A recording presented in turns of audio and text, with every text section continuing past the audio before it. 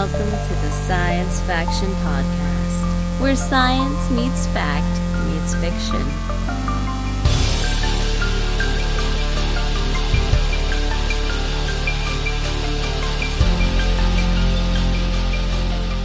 This is Science Faction for the week of October 12th, 2025.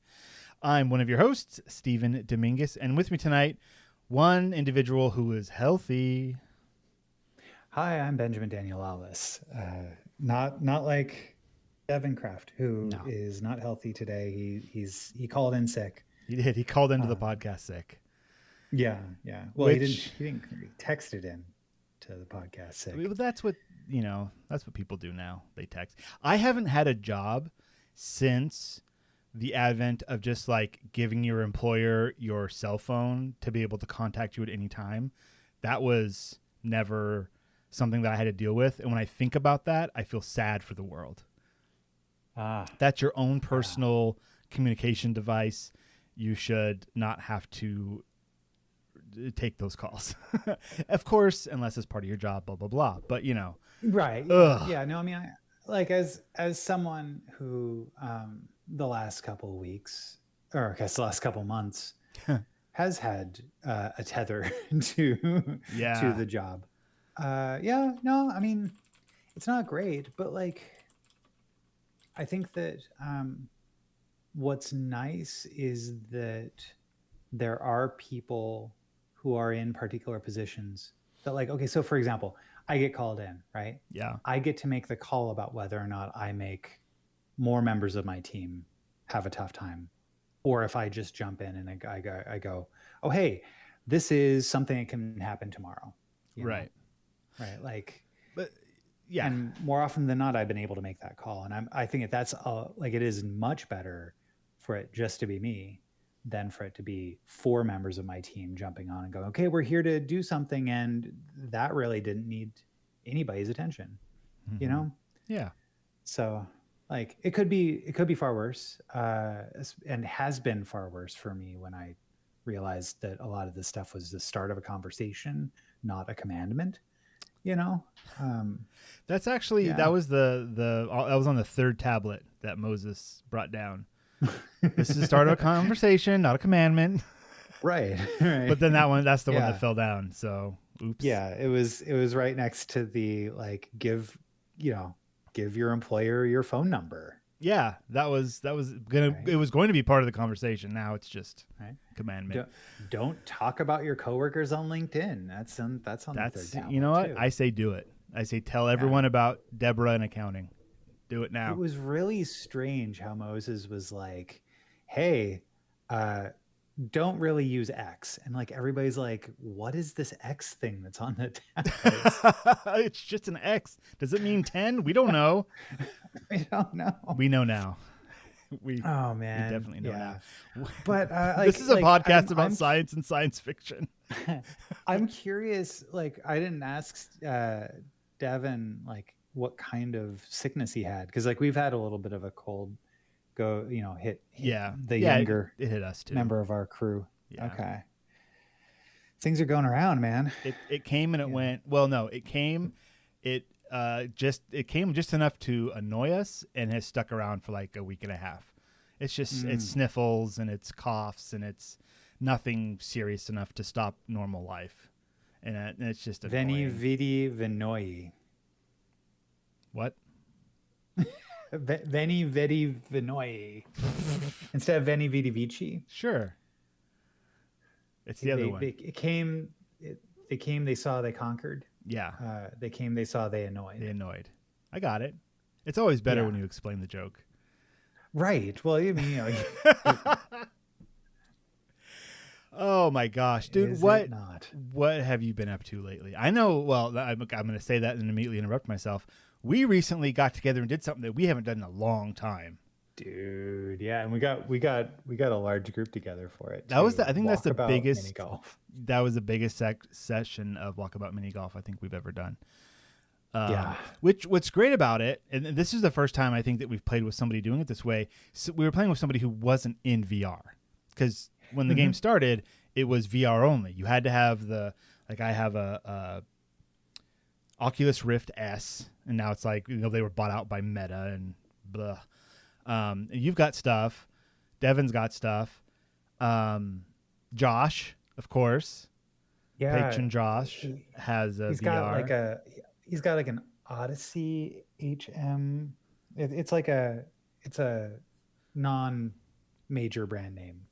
Okay. Headset. He's got Temu VR. That's fine. If it works, it works. Sure. No, it's all good. No hate here. Yeah.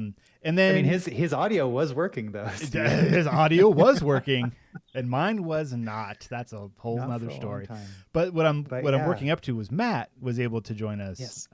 Correspondent adjacent to a field, Matt. Yeah, on iOS. So he was just on his phone that whole time. Yes. Yeah. That's amazing. When it came out, it was really cool. I actually picked up a copy of it for my Apple ID, and so Flint, Nicole, and we were all able to sit in the living room, and I think Flint had on my Oculus, and then I was on an iPad, Nicole was on an iPhone, and we were playing together, and so cool. That was super cool too. That's fun. So yeah, and much like if you have an Apple account, you can always in multiple devices, you can always share it with your family share and stuff. Yeah. So I only had to buy it twice for those 3 devices. But it is such an excellent game that keeps on giving. It seems like every $5 too. Yeah, and it comes preloaded with several. Sounds like we're shilling for them now. We get no money from them. They're just awesome. The game comes with like 5 or 6 courses, something like that have. Oh wait, more than that. They added a bunch of like the early release courses to the base content now. Oh, so even more now. Well, okay. Yeah. So what I was working up to there was that also a bunch of DLCs, which are like $2 to $3 depending on how you buy them. Totally worth it. There's a ton of content in every course. It's always fun. And then like just the social part of it, that we get together, we have people spread all across the city, another city, and another city in another state, all playing the same mini golf course at the same time, having conversations with each other, catching up on old times. Sometimes audio doesn't work properly and Steven gets upset. Sometimes it works fine. I had some issue. I think it was hardware on my end. Could have been software. Whatever it was on my end, and my mic wasn't working properly until I reset a bunch of stuff. I thought it was dead for good, and then it started working. So the evil wizard that lives in my computer decided I did something right and allowed me microphone access. And we played the Tokyo one. That there's a course Tokyo level based on Tokyo. And then it came out in the last month or so. Mm-hmm. And that one was really cool. I really liked how detailed it is. It was very like downtown Tokyo. I don't know if that makes sense. It was like, I don't know. Well, how would you describe that? Because it hit a bunch of like tropes that Westerners would understand from Japan, but without being like weird or pandering or anything. It hit just right.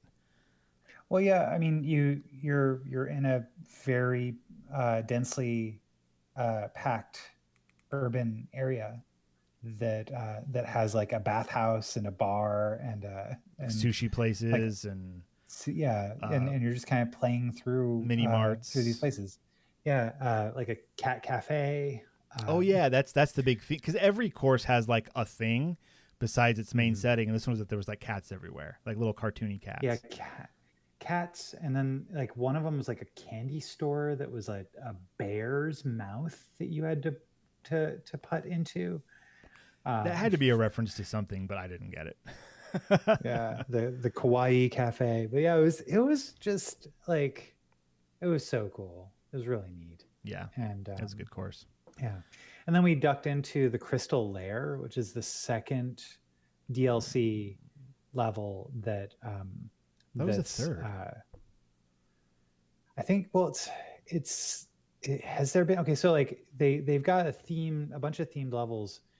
I think you're right.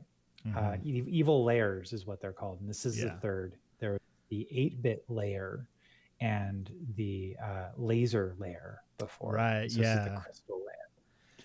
I haven't done the Yeah. 8-bit one yet. We gotta get That back in one's there. that one's pretty fun. Yeah, Okay. for sure. So yeah, and then yeah. but the crystal layer was interesting because it had a bunch of these crystals within each one of the putting greens, and if you hit, like it would create like a gravitational pull for your ball, but when it struck the crystal, it like bounced off, like really shot it out. powerfully. Yeah. It's almost like it was absorbing energy and then blasting it out or something. It was a cool effect. Some of these courses have like a cool thing about them, and that's for that one. Like the dinosaur one we did had like live quote unquote dinosaurs around off the PCH, which was like that's very specific. Which there was one upside town. Is that what it was called? Where like the gravity changed. There's a bunch of cool stuff. That one's one of my favorite, and that one is now one of the standard courses that comes with the game. Oh, beautiful! Yeah. So if this sounds cool, and you have a VR headset or VR attached to your computer, whatever, this is like a must buy. This is so cool. And if you just want to check it out and you don't have that, and if you have an iDevice, well then play it that way. It's probably worth it.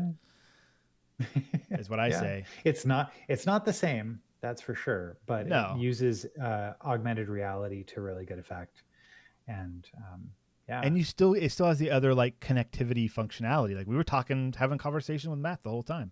It's great. Oh yeah, it worked like flawlessly. Anyways, let's move on from that. We talked about that for a long time without getting paid for it. That's Walkabout Mini Golf. I've contacted them through Twitter back when Twitter was Twitter.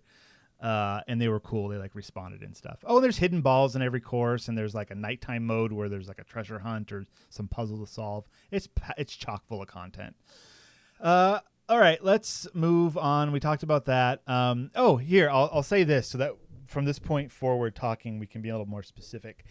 I went to a pumpkin painting caramel apple pie party thing for the kids today. My oldest, she one of her classmates, we did this last year as well. Their family hosts this every October, and it's just like come when you want. The doors are open. It's on a big piece of land here in town. And this year, since we've been around these people all last year and like all this year, we're all in the same class again and all that. I'm getting to know like parents and stuff.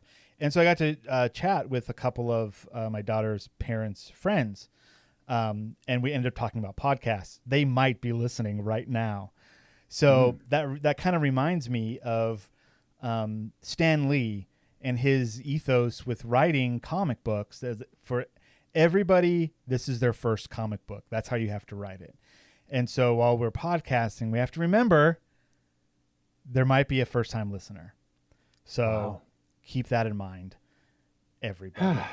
Oh gosh, okay. All right. So anyways, it's super cool. They're teachers. They're into like science and science fiction and stuff. So we were talking about Dune. One of the guys is reading Dune, and so I just got in. That was the transition. I was like, let me tell you about Dune. I did not like it, and my podcasting buddy did like it, and we went on from there. Did you watch the second half of Dune yet? Yes, I did. I don't recall much of it, but I thought I enjoyed it. It was late at night and you were falling asleep or something? Yeah, pretty much. I was surprised that it was not like the finale. Spoiler alert. Spoilers. The third one coming. It did not complete Dune, and the number of times I've seen that story,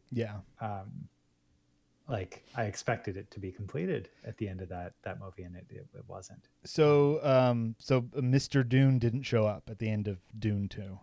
No Mr. Dune? Right. Okay. No Mr. Dune. Bummer. Mr. Dune dead. Yes. Oh no, dead. Well, I went straight from that party to going over to friend of the show, Greg. Christina's husband. And we played with another buddy, Patrick, the Hellboy board game.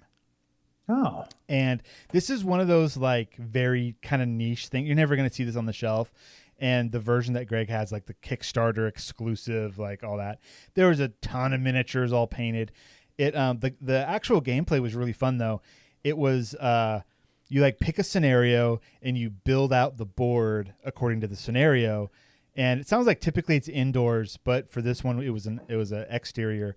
We were like hunting down some giants, which comes from one of the Hellboy comics. So like all the scenarios are from different stories if you're a Hellboy fan. Anyway, it's a 4-player co-op game. So the 4 of us were playing. One dude was Hellboy. I was Johann Schmidt. I don't remember. I'm like a ghost man inside of like a diver suit almost. I got to do I got to leave the suit in ghost form and like go do stuff across the map and come back, which was cool. Hellboy is super good at attacking and fighting. Somebody was Liz, the one that like shoots fire, and Greg was Lobster Johnson, I want to say, and I don't know. Most of these characters I don't know, but Okay. And like the stack of characters you could play as was like 20 deep. There was a ton of characters. And we ended up fighting against giants and like some other like minion type dudes. And it's one of those games where you're on the board, you're kind of exploring, looking for clues, and that like moves markers around like little counters and stuff. And then after you reach a certain threshold, then the confrontation, whatever that is for that mission, occurs. And for this one, it was like the lead giant pops out and is stronger than the others. And then the boss fight was just eliminating all of the giants from the field. Ton of fun. It's one of those games where it looks more complex than it actually is, first of all. But then when you get into it, it's just like chucking dice, making jokes, having fun. It was a good game. It was a lot of fun. I recommend it. I don't know how you would find a copy of it. But if that sounds cool, the Hellboy board game, check it out. Okay, I'm curious about finding that on Board Game Geek actually. No. Yeah. You know what? You talk about something. I'll look it up. 2019. Well, I think I just found You it. found it? Yeah. So here, I'll just pop a link to it. But yeah, Stephen. Yes.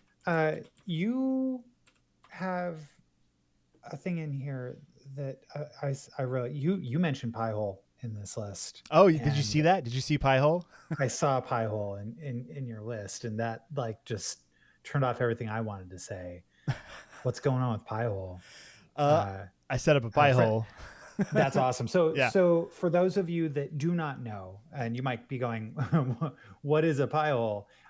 So Piehole is network-wide ad blocking. Essentially, it's a way for you on your local area network to block all ads before they get to your, any phone that's connected to the network, any computer that's connected to the network, Anything that's connected to your network. Yeah, it just blocks it, and therefore it makes a lot of your devices run a lot snappier.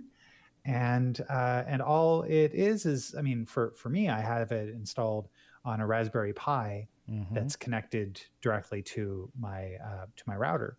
There you go.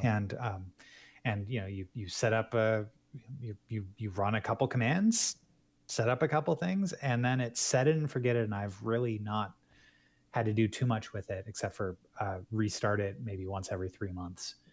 But yeah, and so I did that. The other day I was flipping around YouTube as I do instead of TV, because that's my TV, and the algorithm served me up a Piehole like how-to, and I was like, oh, that's right, I keep forgetting about that. And when I saw it, I immediately thought like, oh, that's right, and I have an extra Raspberry Pi right now. I could just set this up, I think.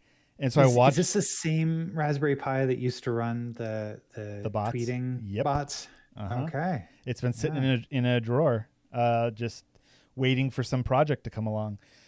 So yeah, I set it up. It took me about an hour to like read through everything and download what I need to download, flash the car, do all the things. And also I had to wait a bit because Martine was working from home, And I was like, hey, I'm going to do an internet thing. And she was like, okay, we'll wait till like my lunch break not or something. while I'm in a meeting.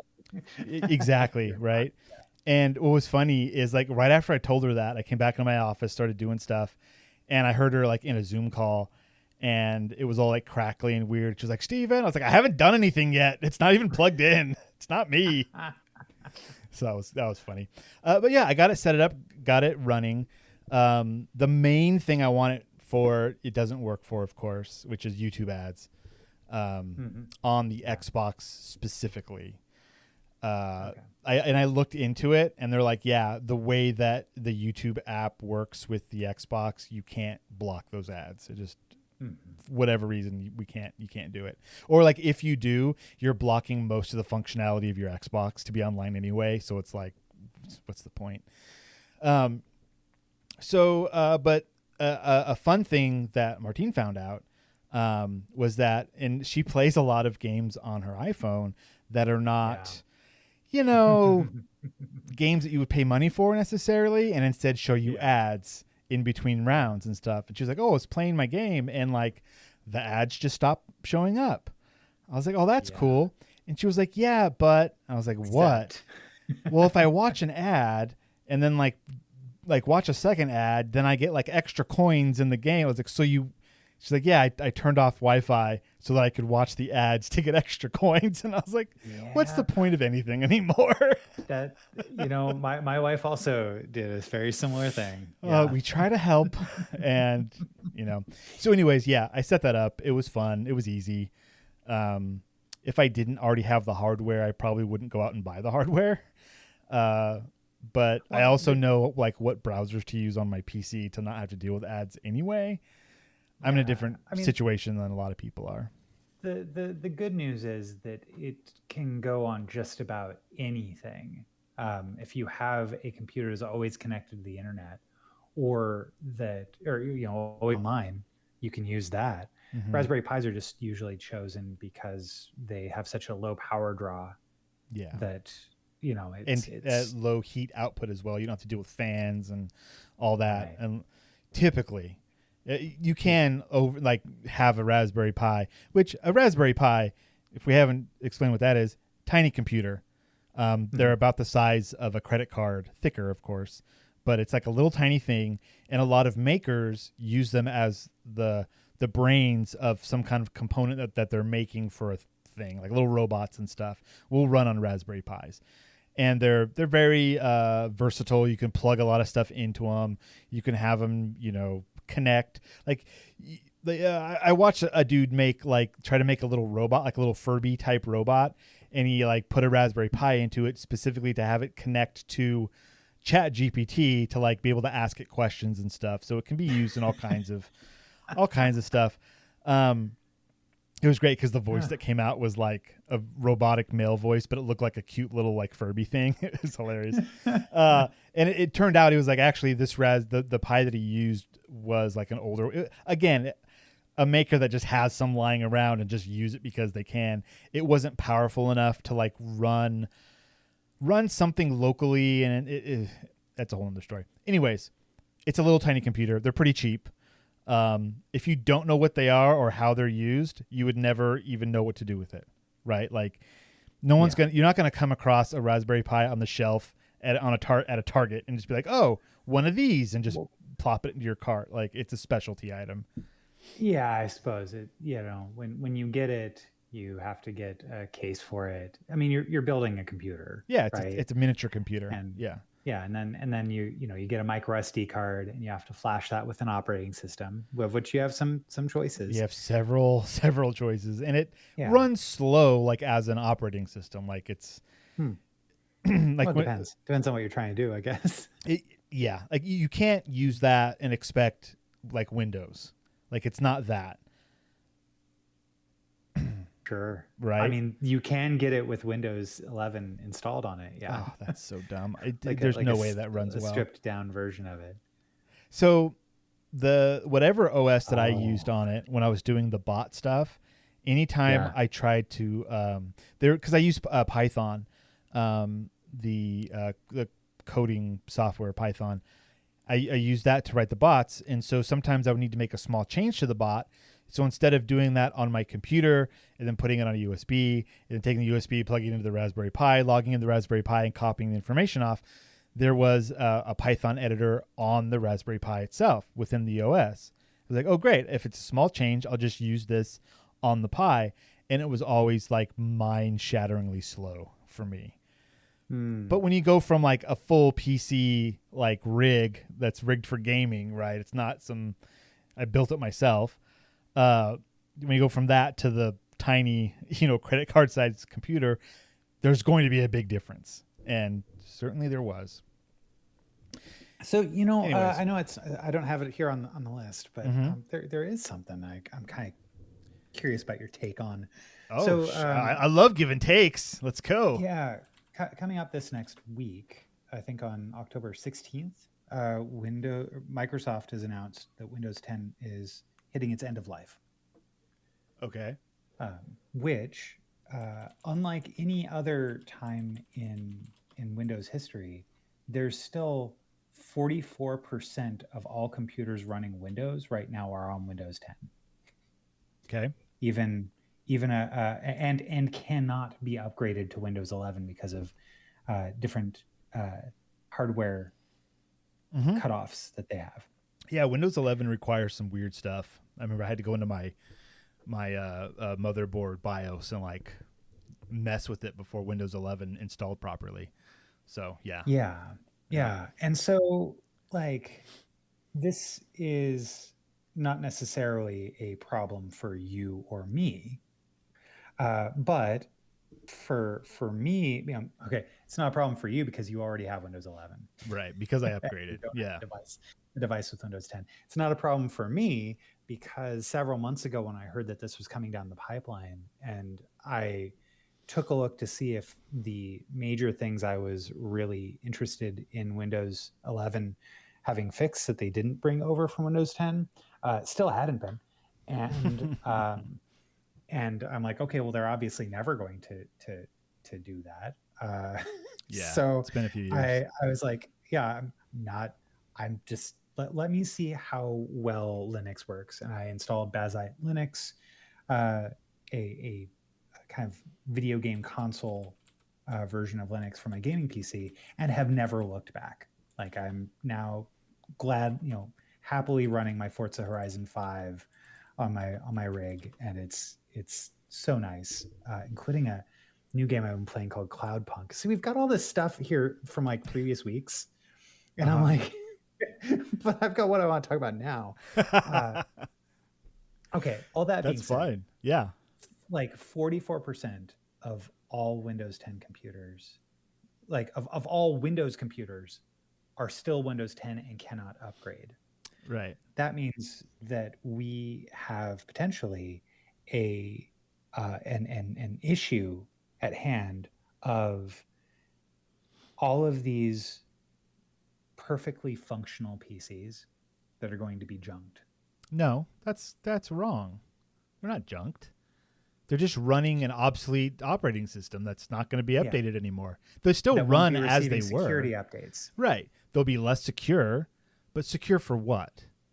Like, so like I'm thinking about it in terms of if I'm a bad actor, if I'm trying to get your information, is it easier for me to attempt to get into somebody's Windows 10 PC to root around and look for important stuff, or concentrate my efforts on finding whoever in the cloud and like getting information and stealing stuff that way? Wait, I don't quite understand the second part, but I think what you're getting at is you're saying that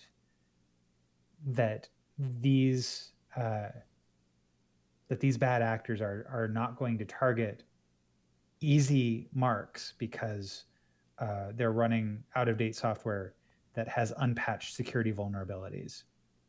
Like it seems like that would definitely be what they would be going for. I mean, because sure, like that seems like the kind of thing to me that like someone's always knocking on those doors trying to get information out of it. But like, who has their I guess no, it's just I'm living at a place of my white maleness is showing again. I'm just thinking I don't have any important information on like just sitting on my computer. All my important stuff is wrapped up in accounts in the cloud somewhere. So you haven't logged on to your banking? I do it all on my phone. Website on your computer? No. Okay, interesting. I use their app that has facial recognition ID on it. Yeah. No, I just the number of times I have to download a CSV of like my past stuff because I need to figure out like, oh, what has been going on with my banking account the last year is about a monthly thing. Okay. Fair. Like I said, I'm speaking from a place of privilege, and I probably shouldn't be. So okay. What do I think about it? It sucks. Yeah. It sucks, but also like, can a company be required to continue to update against impossible odds on something that they have moved beyond already? Like, should I be upset that there might be like a certain percentage that's still running Windows 95 or 2000 or ME edition or whatever? So like this is the first Windows since probably 7 that has had this type of like harsh cutoff. Okay. Most computers have been able to update if you want to the latest Windows and stay within, I think that the way I'm looking at it right now though is like there's also an opportunity for those who maybe want to get secondhand computers to run, maybe you want to take a look and see how Linux is, and you don't want to do it on your main PC. You don't want to dual boot for some reason. For some weird reason. Yeah, there is an opportunity out there where there's going to be a huge glut of hardware hitting the secondhand market and hitting the junk bins, the electronics recycling departments. And I'm kind of excited about that, honestly. Well, you love outdated stuff. Yeah. Yes, I do. I mean, so there's also the thing, like, we are no longer the target demographic, right? We're aging out. We're old now.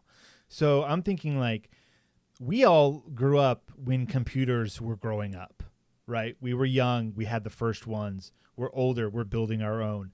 That's like our age group of people. The typical person that didn't grow up that way, they have a laptop maybe, or they just use their iDevice or a tablet of some sort. To what extent are Windows PCs important in society? I don't know. I do not know the answer to that. Like, I imagine like that this probably hits like schools and stuff the hardest that like can't afford to buy 200 new computers just to run Windows 11 on them. But also, like, if this is a school that probably has their own security anyway, and no one's important information is going to be on these computers. So I don't know. I don't know what the trade-off is. I don't know what my take is on this. Yeah. Okay. So like my take is it's Microsoft shooting themselves in the foot.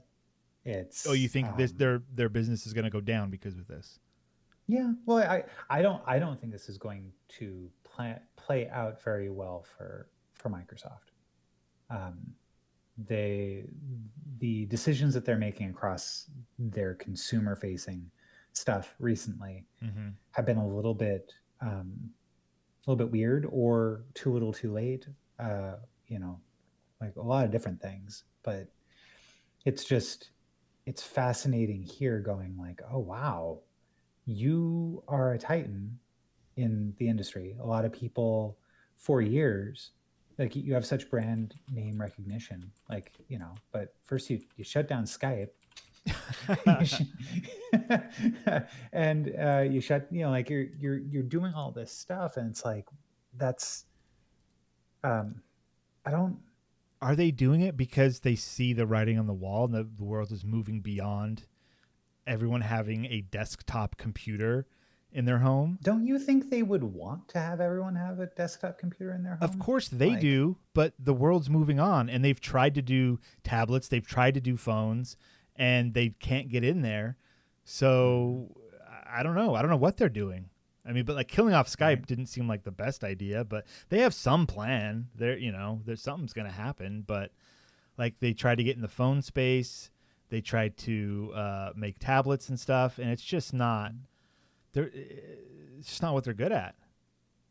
They they're collaborating with Valve on the new Xbox ROG Ally, whatever that like can run there that you can choose to run SteamOS directly on it, like from install. So this is like a what you would call like the Microsoft Game Boy. Right. Yeah. So it's a little handheld computer like Valve's Steam Deck, but it's Xbox branded. Right. Okay. And so it's I think that like specifically though, the Windows 11 thing is so strange to me, but this is like what an incredible opportunity for anybody who runs an alternative OS. Or is interested in having, like keeping an eye on the secondhand market. Yeah. Tinkering around with other stuff. You're building little robots. If you're a maker, if there's like you say, there's going to be a bunch of stuff flooding the secondary markets. So get while the getting's good. Yeah. So okay, we gotta keep going here. We're already at 36 minutes.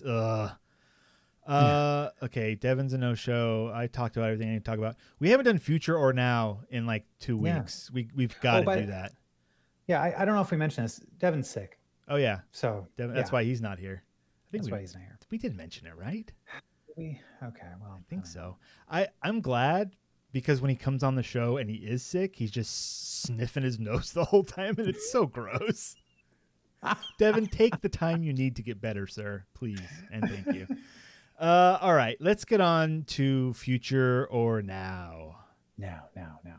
I'm going to go first this week because I feel like it. Let's go. I'm calling this one, What's in Your Mouth? Drop it!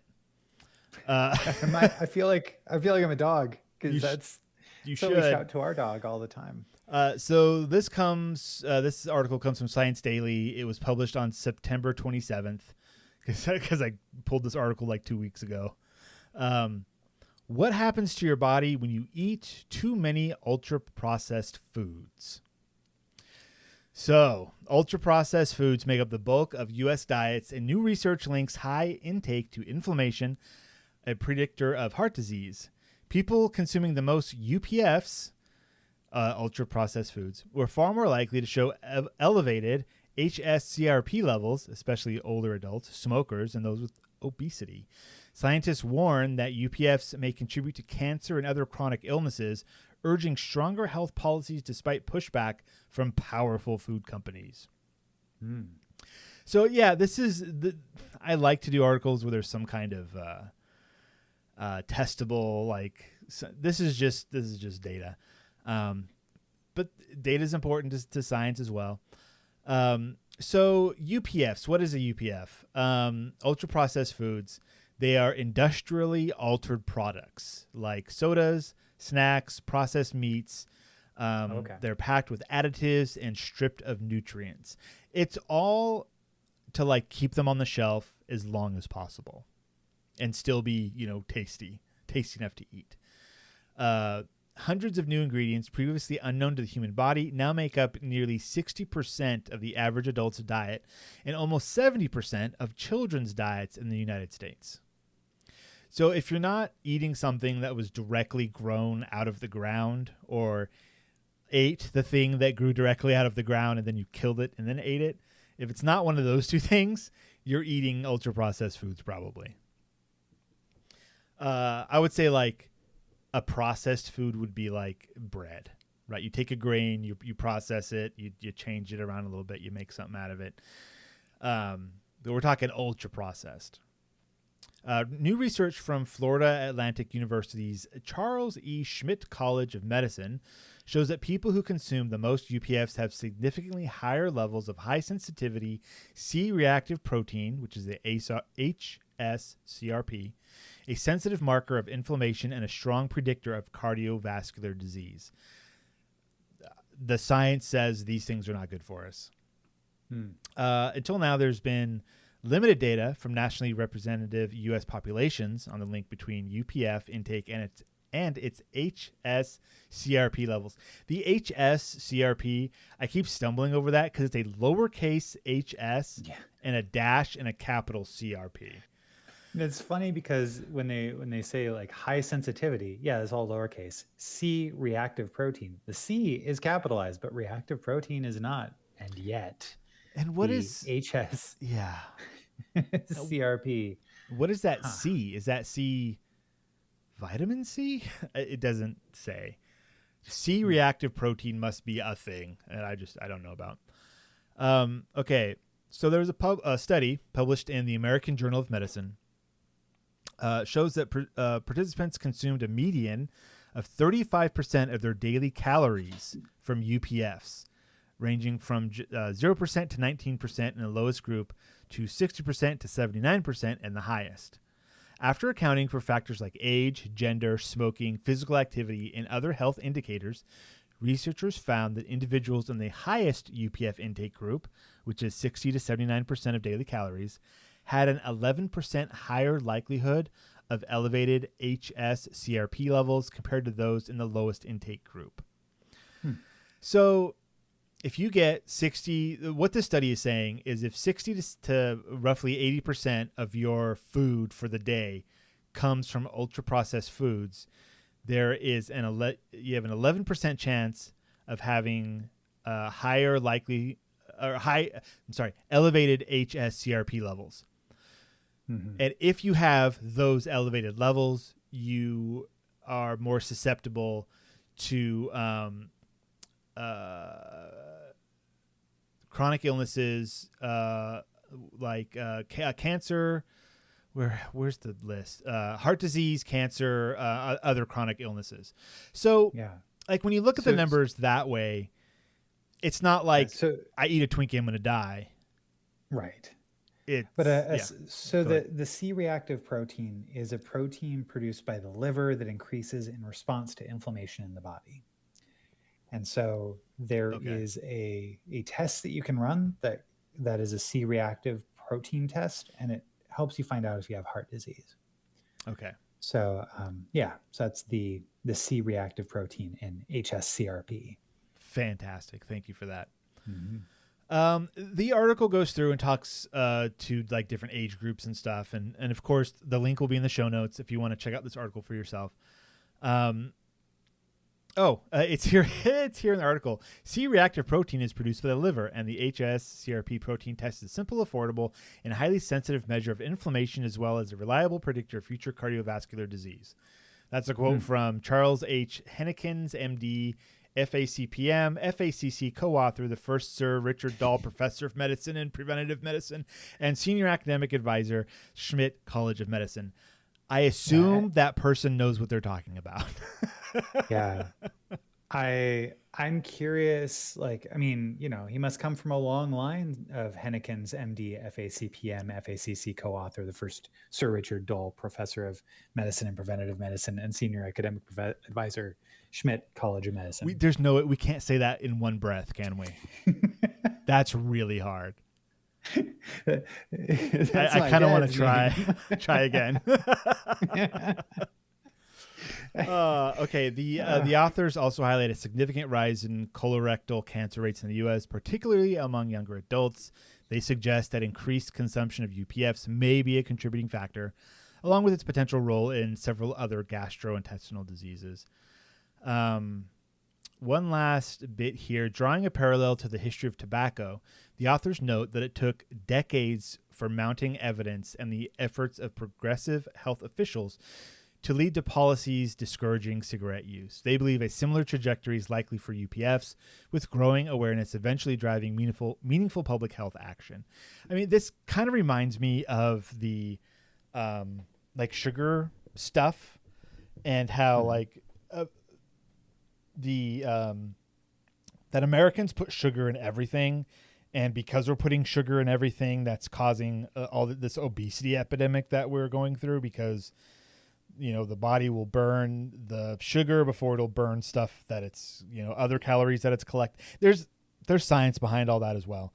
And along with like knowing that, then came the different like health crazes, different kinds of diets, keto or keto, the ketogenic diet, stuff like that, which is something that I'm doing right now. You're back on it, huh? I mean, yes and no. I'm not so strict on it, but strict enough. Essentially, I went to my doctor. I talked about this a few weeks ago. I went to my doctor, like, weight's a little off. Just try eating less sugar stuff. And so, like, I just took that. I was like, okay, I'm going to go back to more.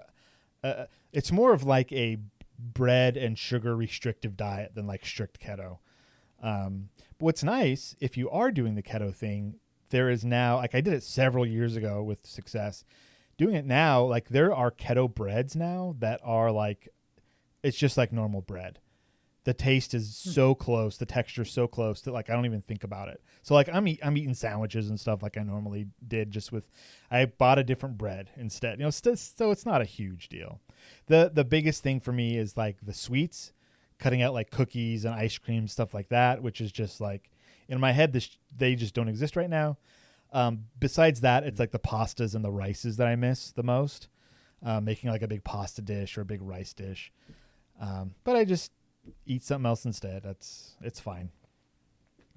So anyways, yeah, less UPFs, better chance at not getting really terrible diseases is what I'm saying there. So again, links in the show notes if you want to check that out. And that's it for my article this week. Right on. Ben, give me you got two here, and I see an or. Which one are you going for? I'm going to go with the second one here. Okay. Hey, so creating your own physical music format, which is what this one fella did at Fulgham.io. Jordan Fulgham, on October of 2025, basically decided to make what he calls album cards in order to rebuild the joy of music discovery for his 10-year-old. So this album card. All right, let's go back. Right, let's go back even further. What is a music format? What is a music format? Right. So, so growing up, you and I, we had a few different music formats. We grew up in the era of vinyl going to cassette tape. Sure. Right. Then eventually CDs came along, and then the iPod and digital music streaming services. Well, I would say, and I'm being pedantic now, but sure. The rise of the CD was like the start of digital music. It was a physical thing that had the digital music on it. You could rip CDs though and have it in digital from that point forward. So we went from analog to digital in our lifetimes. It's crazy. Right. We've lived through it all. we have. But I mean, like, okay, so right now though, we're in an era where music is commoditized quite a bit, and perhaps a portion of that is that there's no physical thing that you're leafing through anymore to listen to music when you're accessing it on digital devices. Correct. So, like I can't tell you how much time I spend listening to an album and like flipping through liner notes and lyrics and looking at all the amazing art that wasn't just the auditory sensation. Right. There was the visual sensation, and then also the physical sensation of flipping through it and being very specific about what we wanted to listen to and when we wanted to listen to it, and like all of that. It was a different time. And this Jordan Fulgham, he was like, well, his 10-year-old doesn't have any of that. Music just happens. Yeah. Like it's infinite and invisible, playing from smart speakers, car stereos, phones, whatever. And what if there was a modern equivalent of the CD browsing experience? You know, Okay. and so instead of like burning a bunch of albums to CD, he had a different idea. He said, well, what if he could take something fun and collectible like trading cards, Oh. dress them up with album art, and add NFC tags so that they can be tapped to play the album on their home speaker system. Is all this without a drop screen. mix? It is very, very similar to drop mix. Wow. And yet it's drop mix that this guy made all by himself. That's awesome. Yeah. Essentially just like, you know, finding like he had a bunch of MP3s on his Plex home server, but he didn't want anything to, you know, he didn't want a screen to be how it goes. So he's like, well, let's make some trading cards. Trading cards are usually this like it's a tall rather than a square format. So you know, using AI to extend album art to make it tall. Well, I mean, that's interesting because there was a time when record album art was square and cassette album art was rectangular. True. Yeah. And they didn't have AI back then, so what did they No, do? they They cropped it. Yeah, pretty That's much. it. You don't need AI. Yeah. Just get some scissors, man. Come on. What are you doing? Yeah, All that fresh water is being wasted. This guy he printed out his own art, you know, slapped it onto these NFC tags that and then made a trading card display from Maker World and 3D printed it. Oh, that's awesome.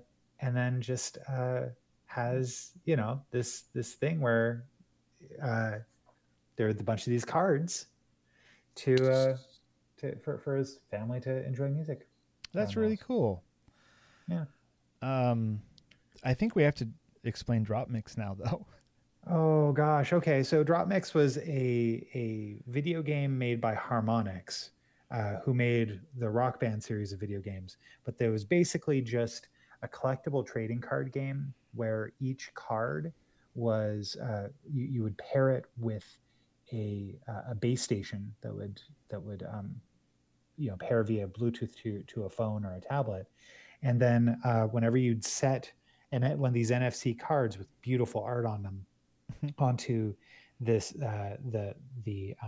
this platform, it would play a portion of a song, like a stem from a song, maybe just the vocals from No Doubt's Spiderwebs to the horns from, you know, You Can Call Me Al by Paul Simon, like just, and you could the drums from a Slipknot song. Right. And all just and when worked. you place them next to each other, they would actually make a new song with those portions of that song, and it would be properly mixed. Like it would not sound terrible. It would sound actually pretty good. My main worry would be immediately like, okay, if you speed this up too much, you slow it down too much, it's gonna like alter. It's however this game works, they nailed it. It always sounds decent at the very least, and awesome at its best. It just, the way it just worked was amazing. I say was because like when did this come out? Like in the mid-aughts? 2017. Oh, okay. The teens. But it is defunct. They've removed the game from the iOS App Store, and I've been trying for the last like 6 months off and on trying to get the Android application sideloaded so that I could play it again. I mean, so like that to me is a greater bummer than Windows saying that 10 no longer is going to be supported. That when you have a physical thing, physical stuff, you have cards, you have the base station, you have those 3D printed like cassette holders for the cards, you have the whole setup that's beautiful, and it's now junk. It's now just trash. Like why not? It's beautiful still. It's beautiful trash. Yeah. That's the name of this episode Yeah. right there. It's beautiful There trash. it is, beautiful trash. But I mean, like, I guess it's I see it like, while what I'm going through with drop mix is a tragedy for sure, it's um it's not like it's not affecting, you know, millions of computers out there, right?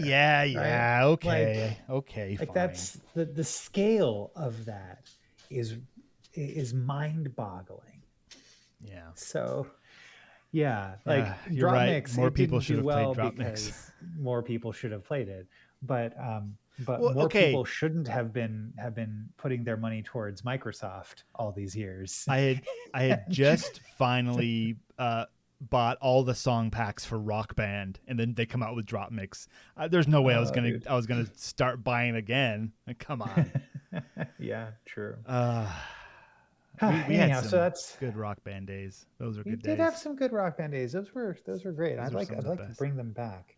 I don't know if I someday. can. I don't know if that's even an option anymore. Yeah. Anyways, we Well, should while we gotta take a break. well, we do have to take a break because, you know, we're starting to get sad, old and sad. Old and sad. Time to take a break. So we're gonna take ourselves a little break. When we come back, we are talking Wiki History by Desmond Warzel. Links in the show notes. It is I don't know if you can find it anywhere other than online. Reactormag.com. There's a link. Check it out. It's a quick read, couple minutes. Very interesting though. So check that out, and we'll be right back. Oh wow, another free listener. Incredible. Look, I love that you're here, but let's be real. You could be getting so much more. Bonus episodes, unfiltered takes, behind the scenes chaos. All you have to do is join our Patreon at patreon.com/sciencefactionpodcast, or don't. But if you don't, just know that somewhere in a parallel universe, a better version of you already has. And we're back. Hello. And a big thank you to our patrons, Renee and Josh.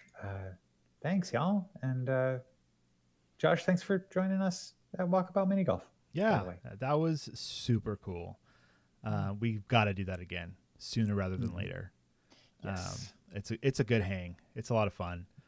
And I thought it was a complete trip and totally undeserved that I won that, having that I like left for 20 minutes while I was doing troubleshooting on my mic, came back in, and as I was just casually talking to you guys, I'm just sinking like 2 3s under par. Like, that was ridiculous. Anyways, fun time. Thanks, Josh. All right, time for our book club. What are we reading next week, Ben? Next week, we are reading Planet Lion by Catherine M. Valente, which thankfully has been curated and placed on uncannymagazine.com. So I'll have a link to the show note. You can also listen to the podcast where there's a dramatic reading of it. So let's see. It's editor's note. Planet Lion is read by Heath Miller, and Catherine M. Valente is interviewed by Deborah Stanish in the Uncanny Magazine podcast episode 4A. So the link to this story will be in our show notes. If you scroll all the way to the bottom, that's where the audio podcast deal is if you want to listen to it instead. Or if you've got a web browser on a computer that's wide enough that you can see it, you can go to the right-hand side where it says listen to the podcast. Oh, right yeah, it's there as well. Indeed. But this week, Wiki History by Desmond Warzel. And Warzel? We don't know. not sure. Good question. But it's amusing. It's short. And what would you do if you could travel back in time? It's the presentation of this is so unique because it's set up, and this isn't even something that like the kids would know, because it's set up like forum posts. Yeah. What's a forum? So the story starts out International Association of Time Travelers Members Forum. Subforum, Europe, 20th century, Second World War, page 263. And then it's just a series of posts about time travelers. in the forum From- Europe, 20th century, Second World War. From November in 2104. Yeah, Year 2104. 2104. Yeah. Which is great. So before we get into the specifics, what did you think about this story? Like the format, the storytelling, that kind of stuff. I'll have to. I will have to tell you as soon as, and you find out very, very, very early, like the beginning of this. This is a story about murdering Adolf Hitler. If you know, this is a story about not murdering Adolf Hitler. about murdering and being stopped from murdering Adolf Hitler. Yes. And like, I went into this knowing that and was like, it seems a little cliche, you know? Mm-hmm.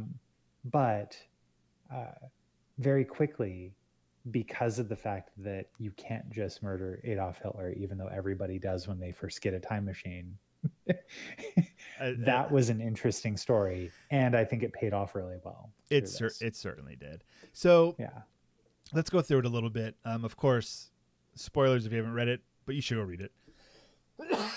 Excuse me.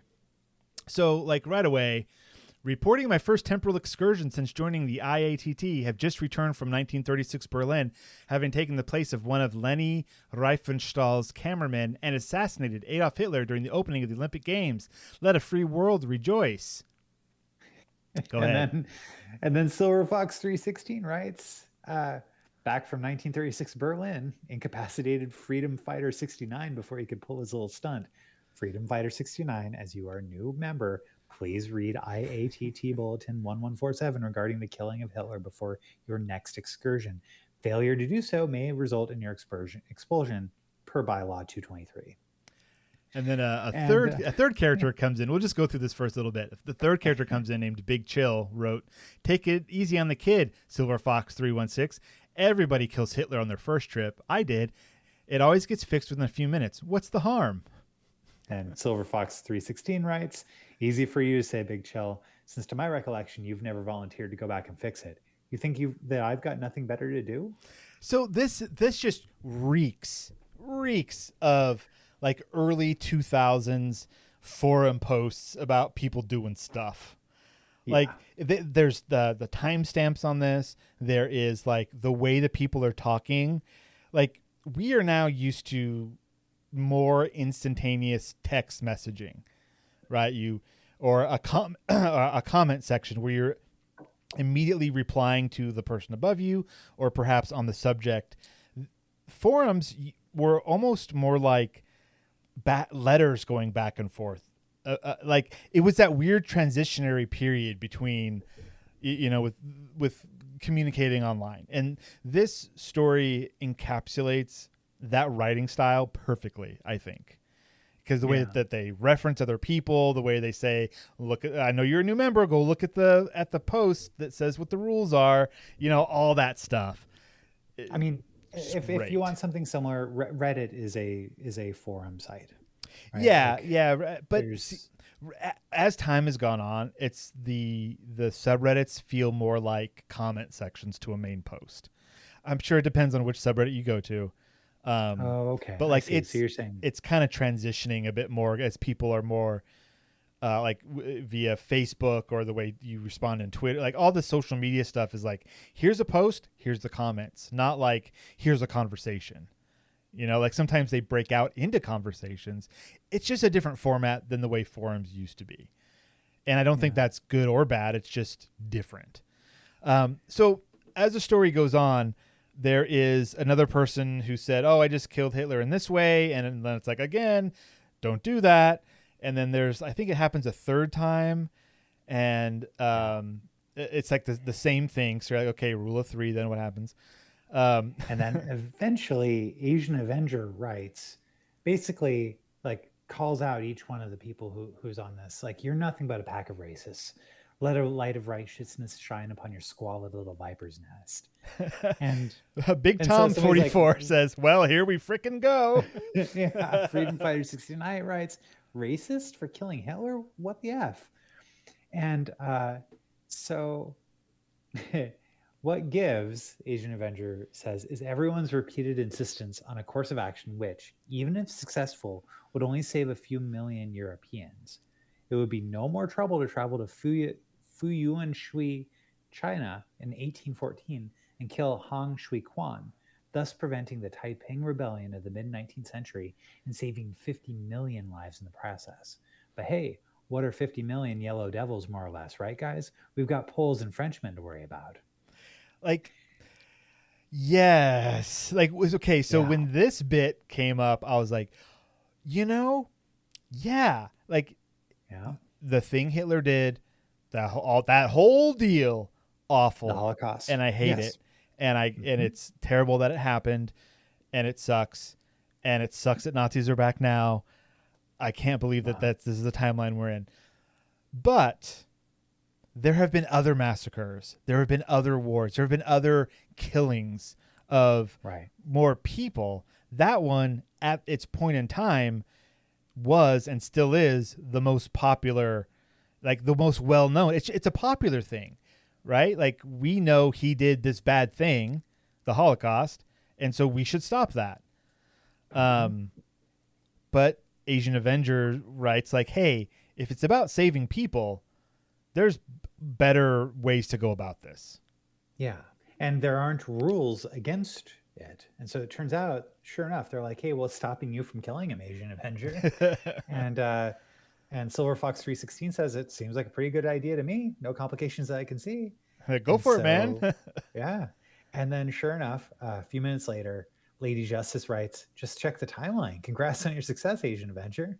So that was all posted on 12/1/2104. And then on 12/10, or 12/2, the next day. I'm sorry. Yeah. 12/2. They're like, Asian Avenger, we need your report, buddy. Like, he never came back to gloat or anything. Okay. Yeah, so Silver Fox writes, Silver Fox 316. Okay. Apparently, Asian Avenger was descended from Hong Shui Quan. Any volunteers to go back and stop him from negating his own existence? 8 days later, anyone? And then there is a recurring joke. We haven't mentioned it yet, but there's a recurring joke through the whole thing. Point of order, this discussion belongs in the Qing Dynasty Forum. We're adults. Can we keep inside of what's important around here? Because there's always that one dude who's like, hey, you're in the wrong forum. You should be talking about this over there. Which, you know, that's how you keep things organized. But moderators, is great. What a fun, weird little story that's not really about killing Hitler, but it kind of is. Yeah. No, I like this one quite a bit. And yeah, the format was great. Like what was actually happening was really clear. The motivations of everybody, even in this this format, was really was solid. So way to go, Desmond Warzel. It is difficult to write a time travel story, and this seemed to like not only nail it, but also not have very much time travel in it, but a whole lot. But it's not really there. Like so clever where it's like, hey, I just killed Hitler, and like the next post is, well, I just undid that. Like in a world where everyone's posting when they're time traveling and what they're doing, as soon as you post that, the instant that it's posted, anyone on the timeline from that point forward can go back and undo it. It reminds me of this board game that I have called That Time You Killed Me. And it's a time travel chess game, kind of. It's really clever. It's very difficult to explain. But think of, you've got 3 grids. One on the left represents the past, the one in the middle, the present, the one at the other end, the future. And the point on the grid, if you go through time, then you move sideways to the other grid, but at the same location. See what I mean? But then in every timeline, different rules can apply to how you move your pieces. And there was one scenario where you have seeds.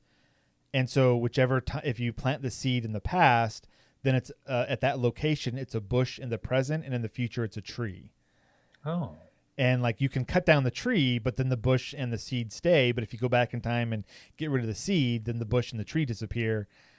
And like you can have them spawn, on people on a different timeline, and it hurts them or makes them move. And it's a very interesting, very complicated and taxing game to play. It's when you play a game, either a board game, video game, whatever, and afterwards your brain is tired. Yeah. That's what this game was every time I played it. Just like exhausted brain, but also like, wow, that is a clever game mechanic. So much fun. If you ever want to borrow it, let me know. Just you, Ben, not all of our listeners. Thanks, Steven. All right. So that All was Wiki History by Desmond Warzel. Once again, link is in the show notes if you want to check it out yourself. Recommend it. Yeah. Next week, Planet Lion by Catherine M. Valenti. Join us. Join us, great if you would. And that's going to be it for this week. So, Ben, do you have any last words? Well, Stephen, since it's getting to be Halloween time around here, I just want to remind everybody that if you are an Irish necromancer, you're probably going to be using your Leprenomicon. Good night, everybody.